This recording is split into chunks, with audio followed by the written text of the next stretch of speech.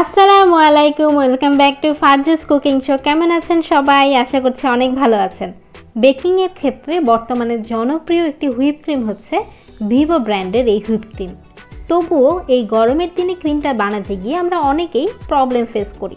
আমি কথা দিয়েছিলাম ভিভো ক্রিমের A to Z ডিটেইলড ভিডিওটা আপনাদের সাথে শেয়ার করব। ক্রিম তৈরিই না, শুধু কিভাবে ক্রিমটা সংরক্ষণ করবেন আর আপনাদের সুবিধার্থে সংরক্ষণকৃত ক্রিম আবারও কিভাবে ব্যবহার করতে পারবেন তাও আমি ডিটেলসে দেখিয়ে দিব। এই ক্রিম দিয়ে কেক ডেকোরেশন করে আগামী একটি ভিডিওতে আপনাদের সাথে ইনশাল্লাহ শেয়ার করব। তাই অনুরোধ করছি পুরো ভিডিওটি টেনে টেনে না দেখে প্লিজ ধৈর্য ধরে দেখবেন। রেসিপিটি সকলের উপকারে আসলে চ্যানেলটি সাবস্ক্রাইব করে পাশে থাকবেন কিন্তু। ভিভো ব্র্যান্ডের এই হুইপ ক্রিমের প্যাকেটটাতে 1100 লিটার ক্রিম থাকে, যা দিয়ে আপনারা প্রায় মোটামুটি 1 পাউন্ডের 6 থেকে 7টি কেক ডেকোরেট করতে পারবেন। লকডাউনের দাম বেড়ে যাওয়ায় ক্রিমটা আপনারা 380 থেকে 450 টাকার মধ্যে বিভিন্ন দোকানে বা অনলাইন শপগুলোতেও পেয়ে যাবেন। ক্রিমটা দোকান থেকে কিনে আনার পর যদি সাথে সাথেই কেক ডেকোরেশনের ইচ্ছা না থাকে তাহলে রুম টেম্পারেচারেই রেখে দিতে পারবেন। প্যাকেটের গায়ে লেখা এক্সপায়ারি ডেট পর্যন্ত এটা রুমের স্বাভাবিক তাপমাত্রায় ভালো থাকবে। তবে ব্যবহারের আগে কমপক্ষে 48 ঘন্টার জন্য নর্মাল ফ্রিজে এই ক্রিমটাকে রেখে ঠান্ডা করতে হবে। কোনোভাবে এই লিকুইড ক্রিমটাকে কিন্তু ডিপ ফ্রিজে সংরক্ষণ করতে যাবেন না, তাহলে কিন্তু ক্রিমটা আর হবেই না। এই ক্রিমটা আমি ফ্রিজ থেকে বের করে এনেছি। যদি আপনি ক্রিমটা এই প্যাকেটের মধ্যেই সংরক্ষণ করতে চান তাহলে ছুরি বা কিছু দিয়ে খুবই ছোট একটা ফুটো করতে হবে।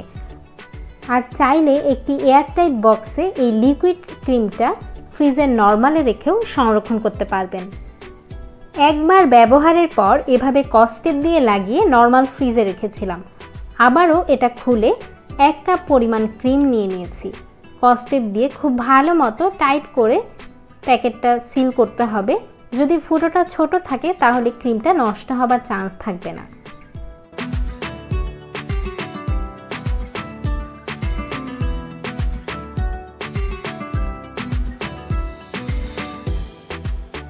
গরমে যেহেতু ক্রিমটা গলে যাওয়ার একটা সম্ভাবনা থাকে, এজন্য জিলাটিন ব্যবহার করতে হবে।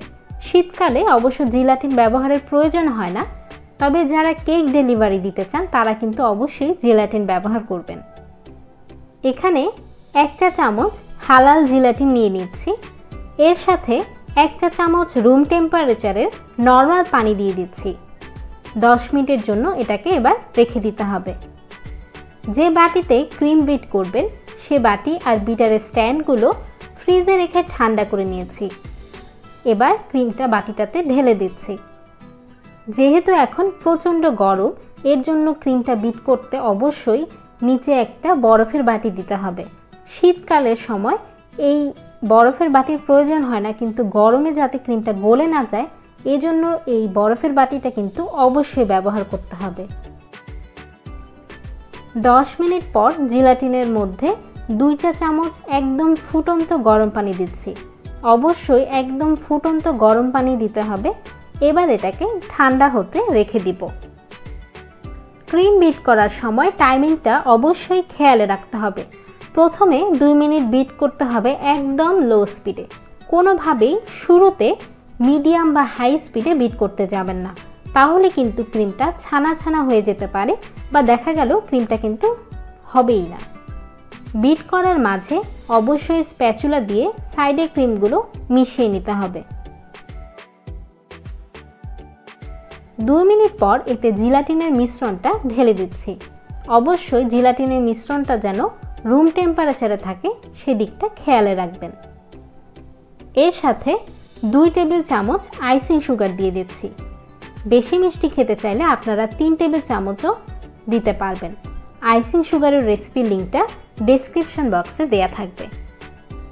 এবার মিডিয়াম স্পিডে বিট করছি জাস্ট 1 মিনিটের জন্য। অবশ্যই স্প্যাচুলা দিয়ে ক্রিমগুলো মিশিয়ে নিতে হবে। এ পর্যায়ে দেখবেন ক্রিমটা একটু স্টিফ হতে শুরু করেছে। 1 মিনিট পর 1 চা চামচ ভ্যানিলা এসেন্স অ্যাড করছি। এবার বিট করব 2 মিনিটের জন্য একদম হাই স্পিডে। খুব ভালো মতো বিট করতে হবে। সাধারণত 5 মিনিটের মধ্যেই এই ক্রিমটা খুব সুন্দরভাবে সেট হয়ে যায়। প্রয়োজন বোধে আপনারা আরও 1 মিনিটের জন্য এটা বিট করতে পারেন, তবে কোনোভাবেই ওভার বিট করতে যাবেন না, তাহলে কিন্তু ক্রিমে বাবলস তৈরি হতে পারে। ক্রিমটা বিট করার পর উল্টো করে ধরলে যদি দেখেন ক্রিমটা সেট হয়ে আছে, তাহলে বুঝবেন ক্রিমটা একদম পারফেক্ট হয়েছে। এবার কেক ডেকোরেশনের আগে অবশ্যই এই ক্রিমটা 30 মিনিট বা 1 ঘন্টার জন্য নর্মাল ফ্রিজে রেখে দিতে হবে, তারপরে ফ্রস্টিং শুরু করবেন। এবার আসি এই ক্রিমটা কিভাবে সংরক্ষণ করবেন। ক্রিমটা তৈরি করে এরকম এয়ারটাইট বক্সে ভরে নর্মাল ফ্রিজে 7 দিন আর ডিপ ফ্রিজে রাখতে পারবেন 3 থেকে 4 মাস পর্যন্ত, কোনো সমস্যাই হবে না। এই যে আমিও রেখেছিলাম ডিপ ফ্রিজে, ডিপ থেকে নামিয়ে 30 মিনিটের জন্য রুম টেম্পারেচারে এনে নিয়েছি। এবার বরফের বাটির উপরে রেখে লো স্পিডে বিট করে নিচ্ছি 1 থেকে 2 মিনিটের জন্য।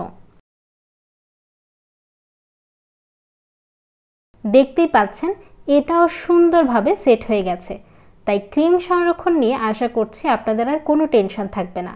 তবে আবারও বলি, লিকুইড ক্রিমটা কিন্তু কোনোভাবেই ডিপে রাখা যাবে না। এই ক্রিম দিয়ে খুব জলদি ম্যাঙ্গো কেক ডেকোরেশনের রেসিপিটি ইনশাল্লাহ আপনাদের সাথে শেয়ার করব।